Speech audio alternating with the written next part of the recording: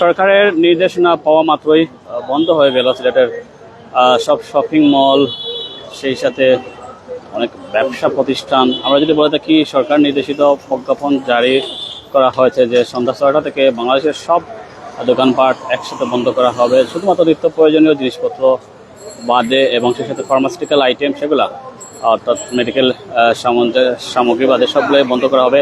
ইতিমধ্যে আপনারা দেখতে পাচ্ছেন সিলেটের জিন্দাবাজারে অবস্থিত আলহামরা শপিং সিটিতে সবগুলো দোকানে বন্ধ করা হয়েছে। বাহিরে যে গেট সেটা আপনারা দেখতে পাচ্ছেন, গেটে তালা ঝুলছে।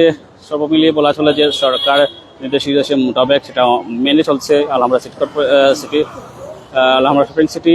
অনেকেই আসলে ইতিমধ্যে শপিং মল বন্ধ করেছেন, আবার কেউ কেউ বন্ধ করেননি। সেটা হয়তো অনেকটা চাপ প্রয়োগ করার পর বন্ধ করবেন। আমরা দেখে থাকি আমাদের বাংলাদেশের প্রেক্ষাপটে যদি আমরা বলে থাকি, আমরা দেখে থাকি কোনো একটা আইন বা কোনো একটা রুল জারি করার পর প্রথমত সেটা বন্ধ হয় না, অনেকটা বল প্রয়োগ করার পর সেটা বন্ধ হয়। সেটা সেক্ষেত্রে হবে বাকিগুলো যে সবগুলো আছে। আমরা পরিমাণে ইতিমধ্যে তালা ঝুলছে, অর্থাৎ বড় বড় যে শপিং মলগুলো আছে সেগুলো চলছে। কি যে যদি বলে থাকি ছোট্ট ছোট্ট যেগুলো সব এককভাবে আছে সেগুলোতে এখনো তালা ঝুলছে না, অনেকটা তারা আসলে ব্যবসা প্রতিষ্ঠান চালিয়ে যাচ্ছে। তবে অচিরেই সেগুলো আসলে বন্ধ হয়ে যাবে যেটুকু আমরা ধারণা করতে পারছি। মূলত মেইন রিজনটা হচ্ছে, সব বন্ধ হওয়ার মেইন রিজনটা হচ্ছে সেটা হচ্ছে আপনারা জানেন বাংলাদেশে যে জ্বালানি সংকট, সেই জ্বালানি সংকটের কারণে বিদ্যুৎ উৎপাদন অনেকটা ব্যাহত হচ্ছে। আপনারা জানেন বাংলাদেশে জ্বালানির জন্য নির্ভর করে থাকে বিশেষত তেল গ্যাসের উপর।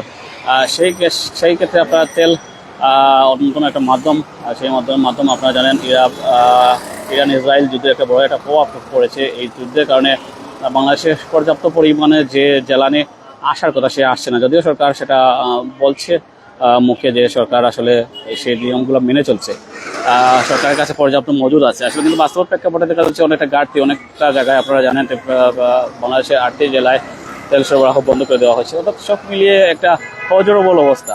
অর্থাৎ ইরান ইসরায়েলের যে প্রভাব আসলে বাংলাদেশে পড়েছে, সিলেটে পড়লো। যারা আসলে শপিং মল এখনো বন্ধ করেন নাই তারা আসলে প্রস্তুতি নিচ্ছেন। প্রথম তো বলে রাখছিলাম যেটা আসলে অনেকেই আসলে প্রথমে বন্ধ করতে চান না, চাপ প্রয়োগ না হলে তারা আসলে সেই পথে পা পাড়ান না। যেহেতু আজকে প্রথম থেকেই প্রজ্ঞাপন জারি হচ্ছে, আজকে প্রথম থেকেই সবগুলো বন্ধ করার নির্দেশনা এসেছে, অনেকেই এখনো ব্যবসা প্রতিষ্ঠান চালিয়ে যাচ্ছে। তবে যেটা বলতে পারি একটু পরেই হয়তো অভিযান চলবে, সেই অভিযান পরেই তারা বাধ্য হবেন এই সবগুলো বন্ধ করে দেওয়ার। যে কারণে বলতে চাচ্ছি বিদ্যুৎ সাশ্রয়ী হওয়ার জন্য সরকার বিভিন্ন পদক্ষেপ নিচ্ছে, তারই অংশ হিসেবে মূলত শপিং মলগুলোকে প্রতিদিন সন্ধ্যা 6টার সময় বন্ধ করার ঘোষণা এসেছে। আপনারা জানেন সপ্তাহে 3 দিন স্কুল কলেজ অর্থাৎ সব ধরনের শিক্ষা প্রতিষ্ঠান আসলে সপ্তাহে 3 দিন অনলাইনে করা হয়েছে, বাকি 3 দিন আসলে অফলাইনে চলবে। সব কিছু মিলিয়ে সরকার চাচ্ছে আসলে জ্বালানি খাতে যাতে করে যে প্রভাবটা সেটা আসলে কম রাখা, চাপমুক্ত রাখা, সেই ক্ষেত্রে মূলত এই পদক্ষেপটা। তো সব মিলিয়ে আমি সুজন আহমদ দেখতেছিলাম প্রাইম সিলেট থেকে সিলেটের জিন্দাবাজার পয়েন্ট থেকে আলহামরা শপিং সিটির মধ্যে বন্ধ আছে, বাকি যে সবগুলো আছে বড় বড় সেগুলো অতিমধ্যে বন্ধ ঘোষণা করা হয়েছে। বাকি যে ছোটো ছোটো সবগুলো আমরা বারবার বলতে চাচ্ছি তারা এখনো বন্ধ করেনি। তারা যেহেতু এখনো বন্ধ করেনি তারা বন্ধ করবে, সরকারের নির্দেশনা যারা মানছে না তারা মানবে। যখন আইন শৃঙ্খলা বাহিনী তাদের উপর একটু চড়াও হবে সেই ক্ষেত্রে তারা আসলে সেই পদক্ষেপ নেবে, অন্যথা তারা নেয় না। আমরা সচরাচর আমরা দেখি বাংলাদেশের প্রেক্ষাপটে বা সিলেটের প্রেক্ষাপটে সেটা আসলে হয় না।